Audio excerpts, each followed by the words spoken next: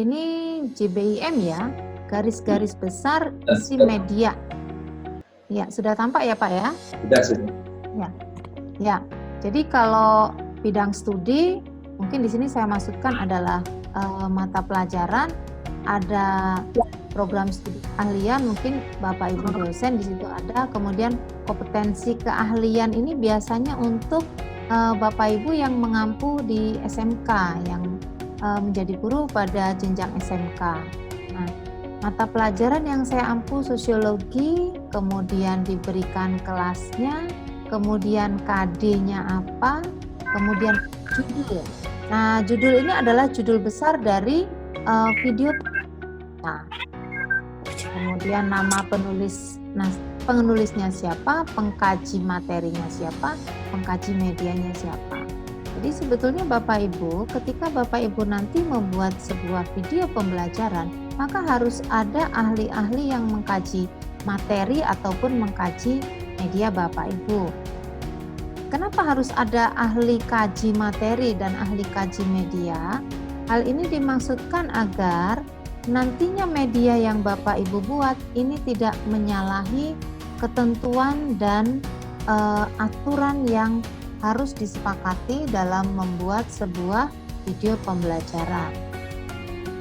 Nah, nantinya Bapak Ibu akan menuliskan tujuan ataupun indikator yang akan Bapak Ibu sampaikan.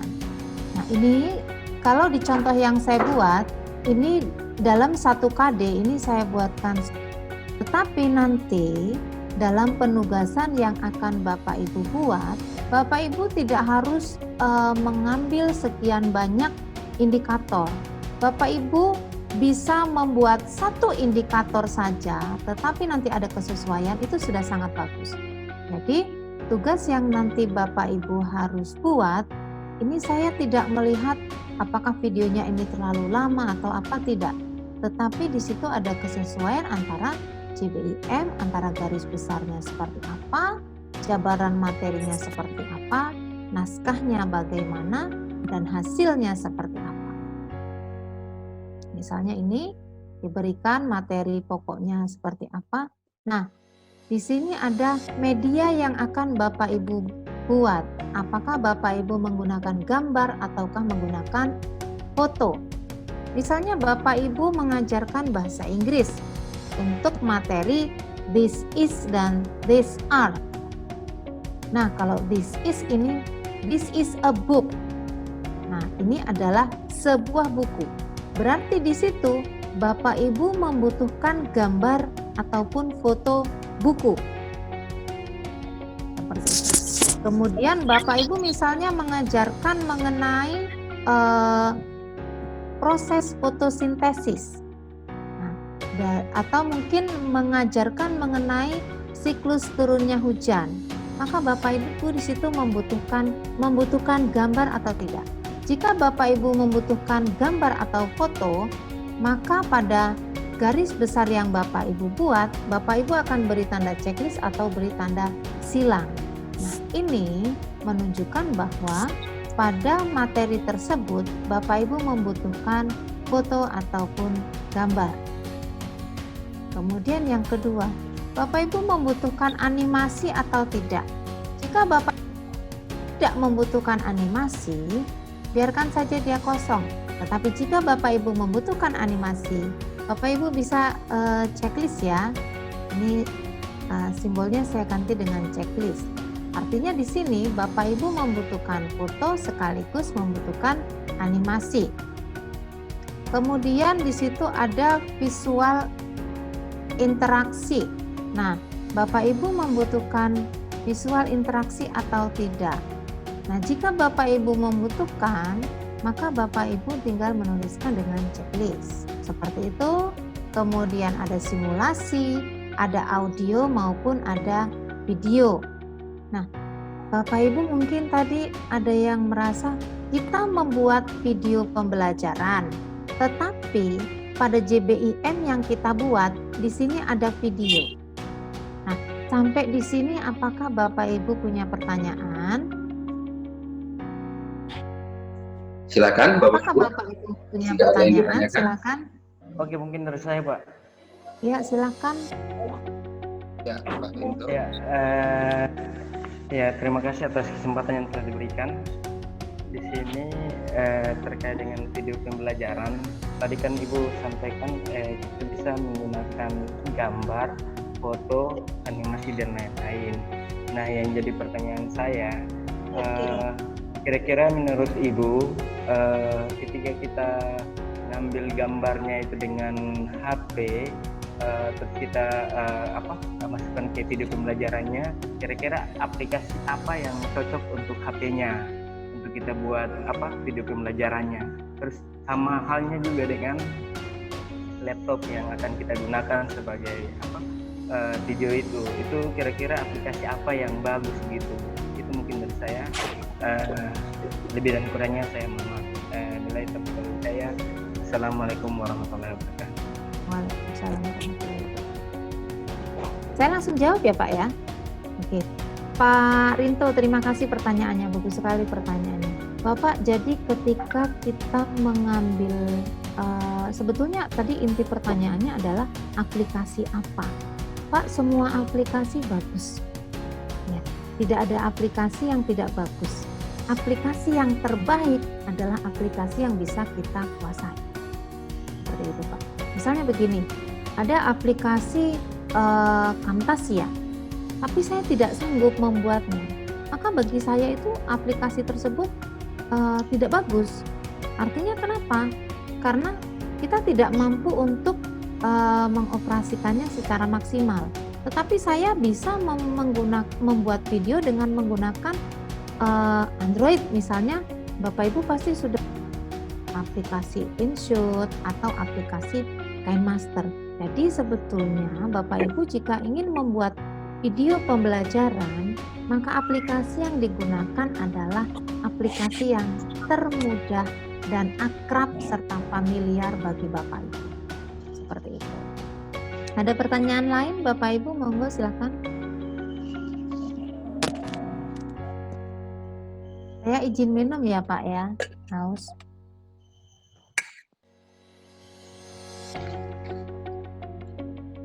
Tidak ada pertanyaan? Nah, kalau tidak ada pertanyaan, saya yang mau tanya.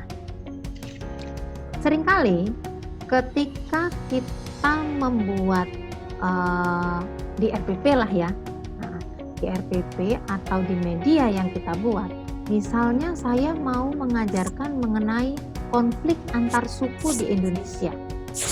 Kemudian saya karena saya tidak mempunyai foto terjadinya konflik antar suku yang saya ambil secara pribadi atau yang saya miliki dalam dokumen pribadi saya, maka saya mengambilnya dari sebuah situs di internet.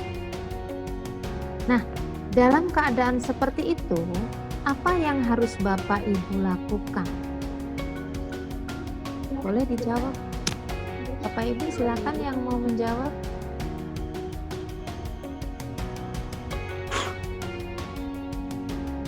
Apa yang akan Bapak Ibu lakukan jika ini misalnya Bapak Ibu mau menjelaskan mengenai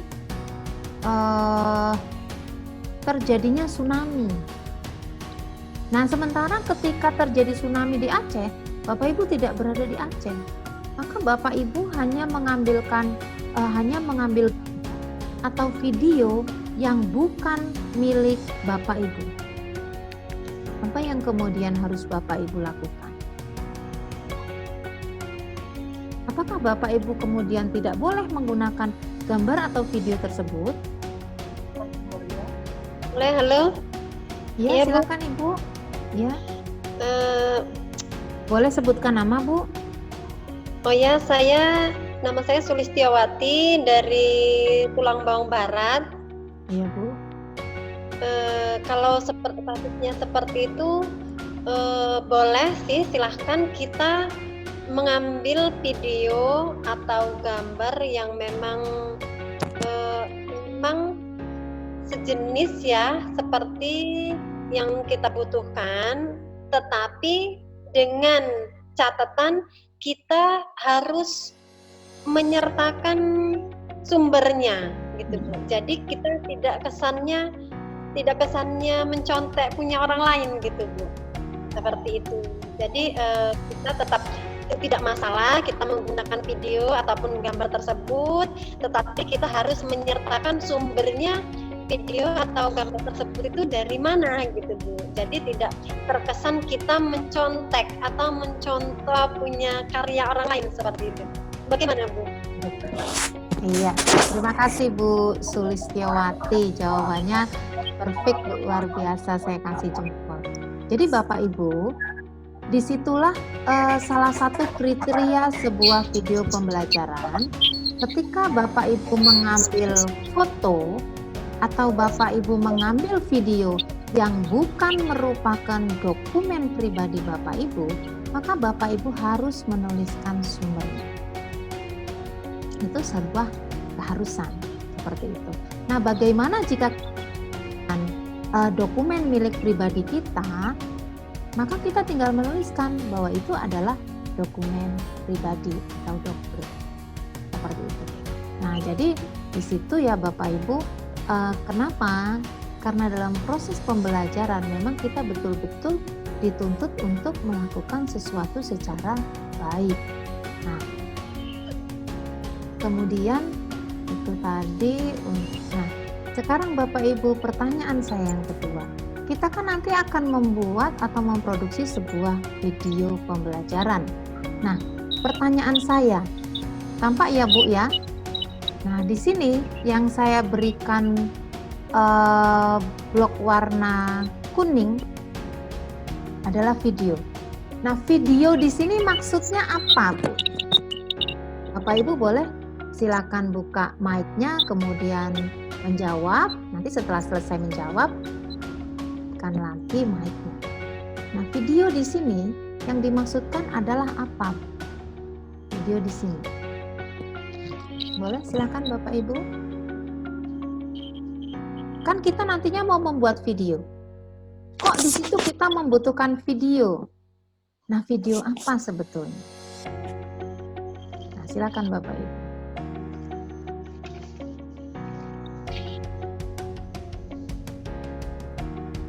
Boleh Bapak Ibu raise hand, atau mungkin Bapak Ibu boleh mengetik jawabannya pada kolom chat.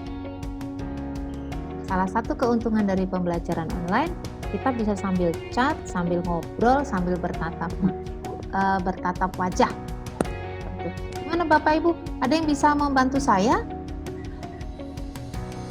Saya Ya, silakan. Oh, oke, monggo silakan Ibu. Bu. Boleh silakan dikenalkan Bu, dibuka. baik, saya mencoba Bu Yuni, mencoba Ya. menjawab mungkin ya ini Ya. sepemahaman saya tadi. Video yang dimaksud itu, oh ya maaf, saya Trisminah dari SMA Negeri 1 Putih Mataram, Lampung. Baik. Pernah ketemu Bu Yuni di SMA Primorjo. Oh iya. Berarti Ibu guru ya? Iya, betul. Ya. Bu. Terima kasih Bu Yuni. Menurut saya video yang dimaksud video di situ adalah sejenis gambar atau foto tadi, gambar foto orang lain, video orang lain yang kita ambil, misalnya kita mau mengajarkan materi berkaitan dengan tsunami. Ya, tsunami kita tidak punya video itu, kita bisa ambil video orang lain, kemudian kita masukkan dalam video yang akan kita buat, dan tetap mencantumkan sumber video itu kita ambil dari mana. Menurut saya seperti itu Bu Yuni, maaf dan terima kasih. Iya. Baik, terima kasih sekali Bu Tri Sumarni. Jempol juga Bu buat Ibu. Sip, jawabannya betul Bu. Jadi sebetulnya ketika membuat video pembelajaran, seorang guru ini bisa sangat mengeksplorasi. Jadi guru ini bisa mengambil apakah ini gambar, apakah suara, atau mungkin video-video yang lain. Misalnya, Bapak Ibu mau mengajarkan tentang tsunami. Bapak Ibu boleh mengambil video yang ada di internet, yang ada di situs tertentu dengan catatan tetap menampilkan atau tetap menuliskan sumber di mana Bapak Ibu mengambil video tersebut. Atau Bapak Ibu juga boleh minta bantuan kepada anak didiknya. Misalnya Bapak Ibu mau mengajarkan, kalau nggak salah fisika itu ada materi tekanan. Ya, kalau hidup saya pun sudah penuh tekanan, tapi kalau fisika itu juga mengajarkan tekanan. Nah, gimana ya caranya mengajarkan tekanan dengan melibatkan siswa? Karena biasanya siswa ini senang Bu kalau dilibatkan. Nah, ayo bantu Ibu syuting ini, nanti dia akan muncul di media yang dibuat oleh Bapak Ibu gurunya. Misalnya siswanya disuruh ngompak ban sepeda atau ban motor. Nah, di situ Bapak Ibu, jadi kita bisa menggunakan video untuk membuat sebuah video pembelajaran. Hari ini ya Bu ya, jenis media pendukungnya apa saja yang kita butuhkan, tujuan ataupun indikatornya apa. Kemudian kita membutuhkan, nah ini tidak semuanya ada, boleh Bu. Jadi ketika membuat video pembelajaran, saya tidak membutuhkan simulasi, saya tidak membutuhkan audio, saya tidak membutuhkan visual interaksi. Nah itu juga tidak masalah, ya Bu ya. Jadi nanti salah satu tugas dari Bapak Ibu membuat JBIM sesuai dengan video yang nanti akan Bapak Ibu buat. Nggak usah banyak-banyak Bu, satu indikator saja. Ya. Tapi kalau mau 3 indikator juga monggo silahkan. Gitu. Tapi minimal Bapak Ibu membuat untuk 1 indikator.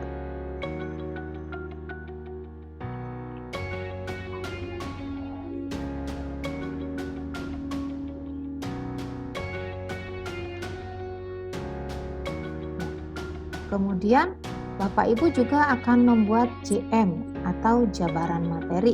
Nah, jabaran materi itu sama dengan tadi ya Bu, ada identitasnya, KD-nya, judulnya, penulisnya. Pengkaji media atau pengkaji materi mungkin kita kosongkan dulu Bapak Ibu, boleh. Kemudian pendahuluan. Sama Bu, sebetulnya ketika kita mengajarkan di kelas ada kegiatan pendahuluan. Nah, ini kebetulan di sini saya membuat sebuah JM yang isinya mengenai bagaimana upaya penyelesaian konflik sosial. Maka saya membuat pendahuluannya adalah dengan menampilkan kasus konflik yang ada di Papua. Nah, untuk menampilkan pendahuluan, Bapak Ibu itu pun harus sangat ekstra hati-hati. Karena jangan sampai yang kita munculkan ini nantinya akan menimbulkan dampak yang negatif bagi anak. Misalnya, kebetulan karena memang materi salah satu materi pelajaran mengenai konflik sosial. Nah, maka saya akan mengambil contoh-contoh nyata konflik sosial. Nah, jika nanti dirasa bahwa contoh ini tidak bagus saya tampilkan, mungkin akan nanti menimbulkan efek ataupun dampak yang tidak baik. Maka guru harus bisa menampilkan dengan cara yang bijak. Misalnya dengan memberikan efek blur. Seperti itu. Jadi kalau misalnya kita karena di materi konflik sosial ini juga ada kekerasan. Nah, ini biasanya saya memberikan dalam sebuah efek blur. Seperti itu. Kemudian apa sih isinya? Isi dari video kita nanti apa? Kemudian latihan seperti apa yang nantinya atau soal seperti apa yang nantinya akan kita berikan kepada anak didik kita sesuai dengan video yang tadi sudah kita buat. Nah, ini adalah jabaran materinya. Kemudian berikutnya adalah naskah. Nah, Bapak Ibu, naskah ini Bapak Ibu harus secara rinci. Artinya naskah ini adalah skrip atau skenario. Jadi apa yang akan Bapak Ibu sampaikan, apa yang akan tampil pada video Bapak Ibu itu harus jelas. Nah, jadi misalnya dibuat scan itu skenario ya untuk tekstur yang pertama. Nah, narasi ini adalah apa yang akan kita ucapkan. Misalnya kita mau mengucapkan selamat pagi anak-anak, apa kabar kalian hari ini? Maka di sini akan tertulis, "Selamat pagi anak-anak, apa kabar kalian hari ini?" Jadi di narasi nanti kita tinggal menghafal ataupun kita membaca. Kemudian visual. Visual ini adalah yang tampak. Jadi apa yang akan tampak ini nanti ketika Bapak Ibu memberikan salam, "Selamat pagi anak-anak, hari ini ketemu dengan saya Ibu Yuni." Nah, nanti visual yang akan muncul mungkin akan muncul ketika saya sedang ngomong. Mungkin akan muncul tulisan nama kita. Kemudian durasi waktunya berapa. Begitu. Kemudian pesan apa, pokoknya pesan apapun yang akan kita sampaikan, semua harus tertulis dengan jelas dalam naskah video atau skrip video yang nanti akan Bapak Ibu buat. Jadi Bapak Ibu, ini semua baru berkaitan dengan membuat rancangan. Biasanya belajaran itu nantinya akan muncul nama kita, kemudian asal sekolah kita, kemudian materi yang akan kita sampaikan apa. Nah, itu semua harus muncul. Seperti itu. Kemudian Bapak Ibu juga bisa mengambil musik. Nah, untuk aplikasi mengedit video, nanti besok kita akan mencoba untuk mengedit video dengan menggunakan aplikasi tertentu. Di situ biasanya sudah disediakan sound ataupun musik. Tapi jika tidak, Bapak Ibu bisa mengambilnya dari internet yang dia berbasisnya free. Seperti itu. Jadi Bapak Ibu tidak memberikan kontribusi untuk mengambil video ataupun musik yang ada di internet. Tetapi dengan catatan tetap mencantumkan sumber. Nah, itu tidak bisa ditawar, Bu. Itu sebuah keharusan Bapak Ibu untuk kan sumber. Nah, kemudian ini tadi pada bagian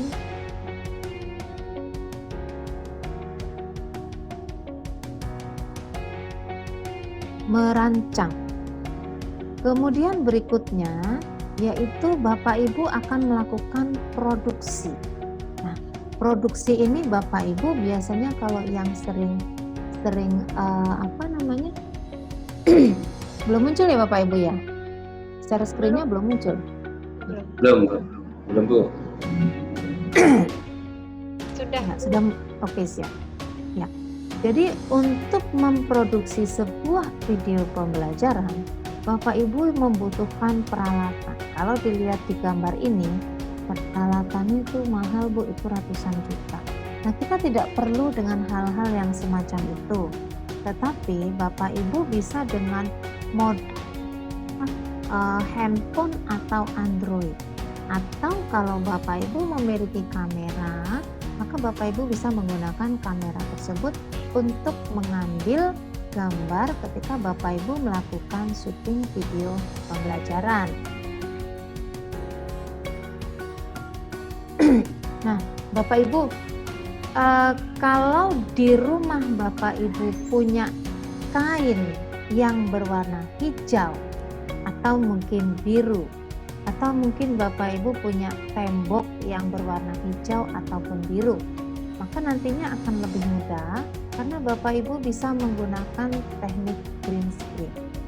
Bapak Ibu jadi nanti bisa menggunakan teknik green screen, Bapak Ibu menjelaskan, kemudian nanti Bapak Ibu akan mengedit sehingga nantinya Bapak Ibu seperti penyiar berita yang ada di televisi. Nah, ketika di belakangnya ada gambar macam-macam, sebetulnya dia take shoot-nya pun di belakangnya ada kain yang berwarna hijau. Itu namanya teknik green screen. Nah, kita besok akan mempelajari seperti apa sih teknik green screen tersebut. Nah, yang harus Bapak Ibu ketahui juga, yang pertama adalah berkaitan dengan type of shoot atau jenis-jenis pengambilan gambar, kemudian kamera angle, kemudian kamera movement ataupun pergerakan.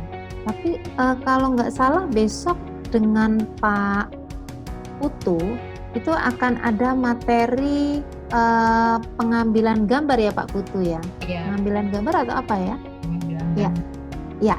Mohon maaf Bu, Iya.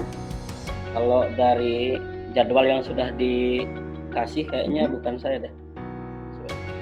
Oh gitu Pak ya. Oke, siap. Ya. Jadi ada beberapa teknik dasar dalam pengambilan gambar. Yang pertama ada big close up. Nah, Bapak itu di situ ada ini ya, ada contoh-contohnya ya. Ada contoh-contohnya seperti apa ketika nanti Bapak Ibu itu akan mengambil gambar atau akan melakukan shoot seperti itu. Tetapi untuk hal yang paling sederhana sekali, hal yang saya katakan hal yang paling sederhana sekali, Bapak Ibu nanti akan melakukan syuting. Atau sebelumnya saya tanya dulu, di dalam room ini Bapak Ibu ada atau tidak yang mungkin punya kamera DSLR? Belum punya. Tapi Bapak Ibu punya Android ya? Insya Allah. Ya, oke. Nanti Bapak Ibu akan syuting dengan menggunakan Android. Tapi nanti Bapak Ibu syutingnya posisinya gini ya Bu ya? Kelihatan nggak? Nah, jadi nanti posisi syutingnya dia landscape atau tidur. Jadi bukan berdiri. Ya. Jadi bukan posisi seperti ini ketika nanti Bapak Ibu syuting dalam membuat video pembelajaran, tapi posisinya adalah landscape. Posisinya seperti ini landscape atau posisinya adalah posisi tidur. Seperti itu. Jadi ini yang perlu Bapak Ibu ingat.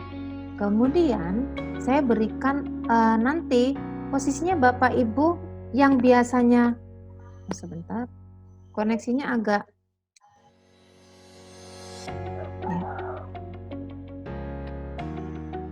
ini ada beberapa, ada big close up, ada close up, medium close up, kemudian ada shoot, long shoot, sehingga nanti Bapak Ibu yang gendut bisa tampil jadi kurus, yang kurus seperti Pak Poni gak berisi, mungkin bisa dibuat besar atau mungkin bisa dibuat lebih kecil lagi.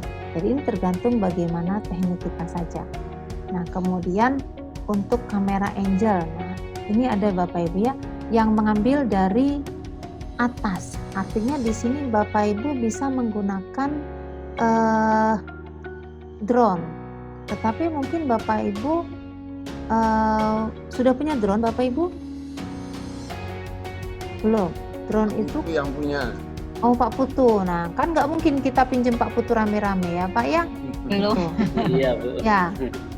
Artinya nanti kita untuk awal ini Bapak Ibu kita buat yang simple saja. Bapak Ibu cukup bermodalkan tripod. Kalau tripod punya Bapak Ibu? Tidak punya juga. Ada pasangan Bapak Ibu di rumah? Ada. Ya, siap. Punya pasangan, Bapak Ibu bisa minta tolong pasangannya untuk yang syuting dengan Bapak Ibu. Nah biasanya nanti kalau di syuting pasangannya ketawa Bu yang ada Bu. Yang ada ketawa karena kita kok lucu aja kan gitu di syuting, kita sengaja di syuting, biasanya kan tidak sengaja seperti itu. Bapak Ibu bisa minta tolong keluarganya untuk nge-shoot Bapak Ibu, ngetes Bapak Ibu menyampaikan seperti halnya Bapak Ibu menyampaikan materi. Nah, misalnya di pembukaan, selamat pagi anak-anak, selamat siang atau selamat sore, apa kabarnya? Hari ini kita akan belajar mengenai kelompok sosial. Nah itu nanti munculkan wajah Bapak Ibu. Munculkan ketika Bapak Ibu syuting kalimat-kalimat seperti itu yang nantinya kalimat-kalimat tersebut akan dituliskan dalam naskah pembelajaran yang Bapak Ibu buat. Seperti itu.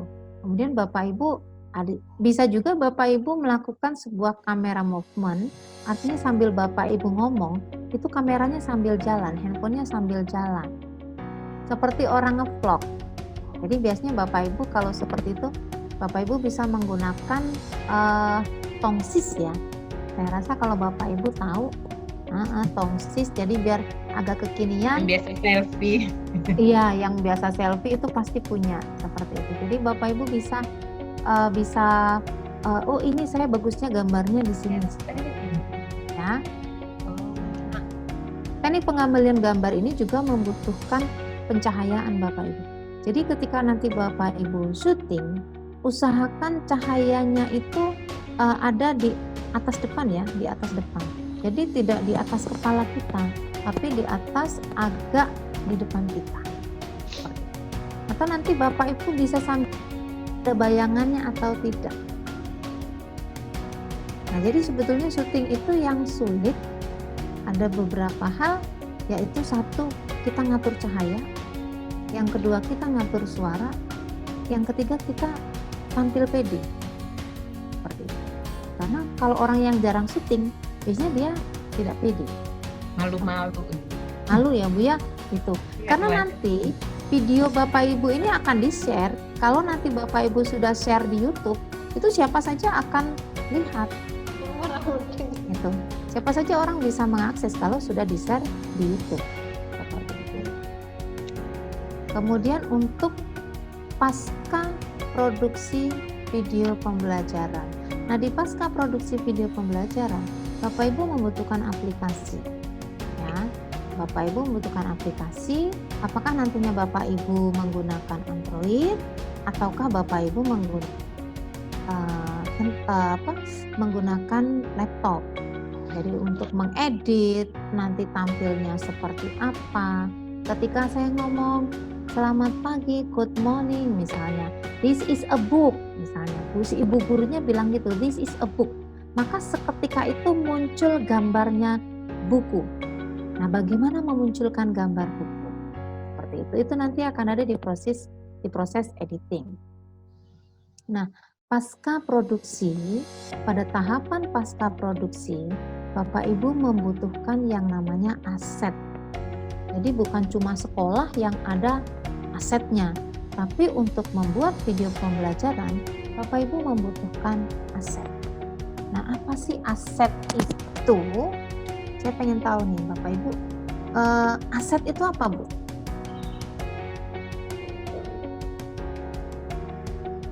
Saya punya aset nih. Yang aset itu yang dimaksudkan. Peralatan bukan Bu? Peralatan. Apalagi Bu? Berkas atau file-file Bu. Berkas atau file. Apalagi Bu? Sesuatu yang berharga. Peralatan dan bahan. Sesuatu yang berharga. Iya. Ya, aset. Ya, pas banget. Sesuatu yang berharga. Nah, apa sih yang berharga? Nah, ini akan kita sesuaikan. Jadi kalau misalnya saya mau mengajarkan materi mengenai this is and this are, maka saya membutuhkan gambar-gambar, benda-benda. Ada yang jumlahnya satu, ada yang jumlahnya lebih dari satu. Kalau saya mau mengajarkan mengenai menghitung keuangan, atau misalnya saya akan mengajarkan mengenai transaksi dagang, asetnya kira-kira berupa apa? Apa kira-kira asetnya? Kalau saya mau membuat video pembelajaran mengenai transaksi dagang, maka asetnya ini bisa berupa gambar orang yang sedang melakukan transaksi. Atau aset kita pun bisa berupa pengenalan. Jadi misalnya kalau di video pembelajaran sering ada musik yang tampil jeng jeng jeng jeng gitu ya, atau mungkin boom seperti itu. Itu aset tuh. Karena aset itu bisa berupa suara, bisa berupa gambar, bisa berupa background. Nah, background itu apa sih Bu? Kok ada aset background, ada aset back sound, ada aset video background. Apa? Semuanya pakai back. Latar belakang. Latar belakang yang mana? Latar belakang itu seperti apa Bu? Yang mana nih yang latar belakang? Yang back sound, atau background. Background itu latar belakang suara, background itu latar belakang enggak. Itu bukan Kalau video background, latar belakang video.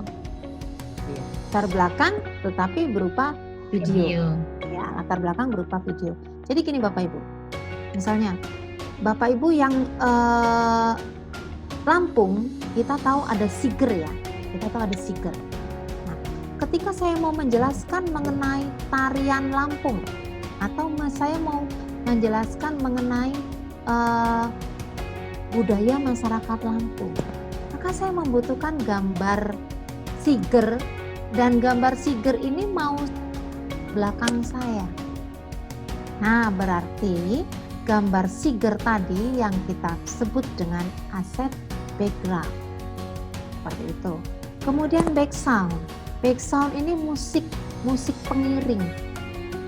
Nah, jangan sampai salah Bapak Ibu, musik pengiring ini volumenya jangan sampai lebih besar dari suara Bapak Ibu ketika sedang menjelaskan materi. Nanti suara Bapak Ibu tidak terdengar, yang terdengar adalah musiknya. Seperti itu. Nah, jadi nanti ketika Bapak Ibu membutuhkan background, maka untuk volumenya Bapak Ibu bisa mengatur. Nah, ini Bapak Ibu mengaturnya akan di proses editing video. Kemudian ada video background. Video background itu nanti akan muncul di belakang kita. Jadi ketika kita menjelaskan, di belakang kita sama halnya ketika Bapak Ibu melihat penyiar yang ada di televisi sedang menyiarkan mengenai arus lalu lintas. Nah, di belakangnya ini ada gambar, ada video ya, ada video mengenai kesibukan atau kepadatan di lampu merah, seperti itu. Nah, ini yang kita sebut dengan video background. Kemudian ada aset audio narator. Audio narator itu adalah aset rekaman suara. Karena biasanya kalau Bapak Ibu tahu ada video tutorial itu membutuhkan aset-aset audio narator, selain juga aset visual lain. Kemudian pasca produksi juga membutuhkan adanya bagaimana sih teknik memasukkan video, bagaimana teknik memasukkan audio, bagaimana setting efek green screen, bagaimana background, bagaimana volume suara ini bisa diatur. Nah, ini sepenuhnya akan ada pada proses mengedit video Bapak Ibu. Jadi ketika Bapak Ibu take shoot, sebetulnya Bapak Ibu bisa melakukan di awal, ketika Bapak Ibu di awal membuka, kemudian di tengah-tengah Bapak Ibu mungkin menyapa, dan di akhir ketika Bapak Ibu menutup pembelajaran. Atau ketika Bapak Ibu memang percaya diri, Bapak Ibu akan sambil menjelaskan, seperti halnya Bapak Ibu menjelaskan di dalam kelas. Itu. Kemudian nanti akan ada beberapa tips dan trik yang ini sebetulnya banyak nanti kita bahasnya pada saat editing video. Seperti itu. Nah, Bapak Ibu, ada beberapa trik yang harus Bapak Ibu nantinya lakukan ketika Bapak Ibu melakukan proses produksi atau mengambil gambar atau Bapak Ibu sedang syuting. Nah, kira-kira Bapak Ibu ada yang tahu tidak trik seperti apa yang harusnya Bapak Ibu lakukan ketika Bapak Ibu syuting, ketika Bapak Ibu mengedit? Nanti Bapak Ibu punya trik-trik yang harus bisa Bapak Ibu terapkan. Kira-kira Bapak Ibu ada yang tahu atau tidak triknya seperti apa untuk mengambil gambar atau untuk mengambil video Bapak Ibu? Di sini Bapak Ibu berikan clip on. Ya, kalau Bapak Ibu tidak punya clip on, ini di sini dicolok dengan headset. Seperti itu. Sehingga nanti akan mengurangi noise pada suara yang akan ditangkap oleh handphone Bapak Ibu. Nah, kemudian trik yang kedua, Bapak Ibu gunakan handphone yang lain, pinjam handphone pasangan, ya. Gunakan handphone yang lain untuk merekam suara kita. Jadi nanti suaranya diambil dari handphone yang satu, sedangkan video atau Bapak Ibu bisa betul-betul memanfaatkan waktu untuk bisa memilih, oh ini senyapnya di mana. Kadang-kadang jam dinding itu mengganggu, Bu. Kadang-kadang jam dinding saja mengganggu. Karena itu kalau saya biasanya kalau syuting jam dinding di rumah itu batunya saya lepas. Jadi itu juga bergantung pada tingkat sensitif atau tidaknya dari handphone yang Bapak Ibu punya. Kalau handphonenya sangat sensitif terhadap suara, maka suara kecil pun akan terdengar dengan sangat jelas. Seperti itu. Kemudian untuk pencahayaan juga kita perlu, karena nanti kita akan coba melakukan editing dengan menggunakan teknik green screen.